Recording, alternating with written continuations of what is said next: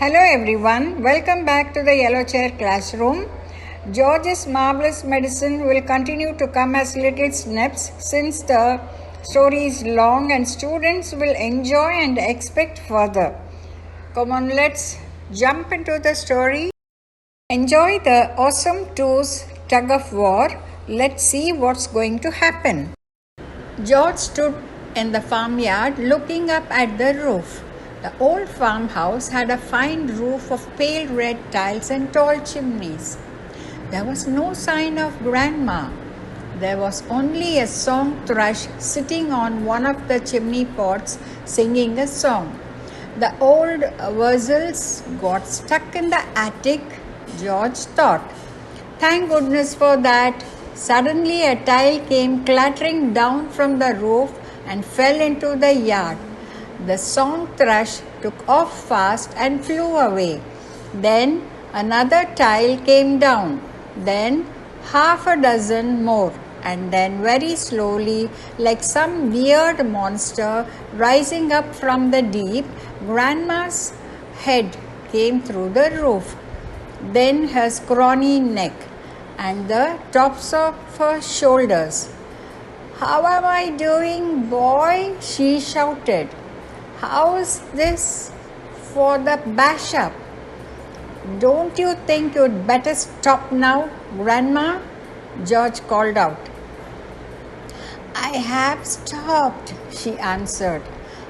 "I feel terrific. Didn't I tell you I had magic powers? Didn't I warn you? I had wizardry in the tips of my fingers, but you wouldn't listen to me, would you? You wouldn't listen to your old grandma. You didn't do it, Grandma," George shouted back to her. "I did it. I made you a new medicine." "A new medicine? What rubbish!" she replied. I did, George shouted. "You're lying as usual," Grandma yelled. "You're always lying." "I'm not lying, Grandma. I swear I'm not." The wrinkled old face high up on the roof stared down suspiciously at George. "Are you telling me you actually made a new medicine all by yourself?" she shouted. "Yes, Grandma, all by myself." "I don't believe you," she answered. "But I'm very comfortable up here. Fetch me a cup of tea."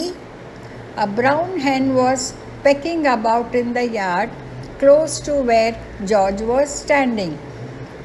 The hen gave him an idea. Quickly, he uncorked the medicine bottle and poured some of the brown stuff into the spoon. "Watch this, Grandma," he shouted. He crouched down, holding out the spoon to the hen. "Chicken," he said. "Chick, chick, chicken. Come here, have some of this." Chickens are stupid birds and very greedy. They think everything is food. This one thought the spoon was full of corn. It hopped over. It put its head on one side and looked at the spoon. "Come on, chicken," George said. "Good chicken. Chick, chick, chick." The brown hen stretched out its neck towards the spoon and went peck. It got a beakful of medicine. The effect was electric. "Away!" shrieked the hen, and it shot straight up into the air like a rocket. It went as high as the house. Then down it came again into the yard. Splash! And there it sat with its feathers all sticking straight out from its body. There was a look of amazement on its silly face. George stood watching it.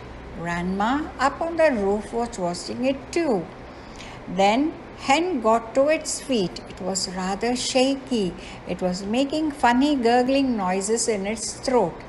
Its beak was opening and shutting. It seemed like a pretty sick hen. "You have done it again, you stupid boy," Grandma shouted. "That hen's going to die.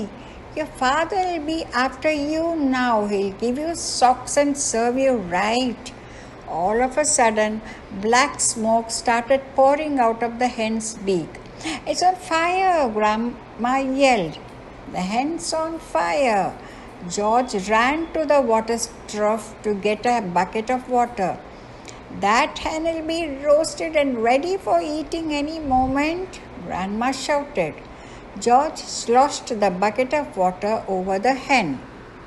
There was a sizzling sound and the smoke went away. Old hen's laid its last egg, Grandma shouted. Hens don't do any laying after they've been on fire. Now that the fire was out, the hen seemed better. It stood up properly, it flapped its wings, then it crouched down low to the ground as though getting ready to jump. It did jump. It jumped high in the air and turned a complete somersault, then landed back on its feet. It's a circus hen, Grandma shouted from the rooftop. It's a flipping acrobat.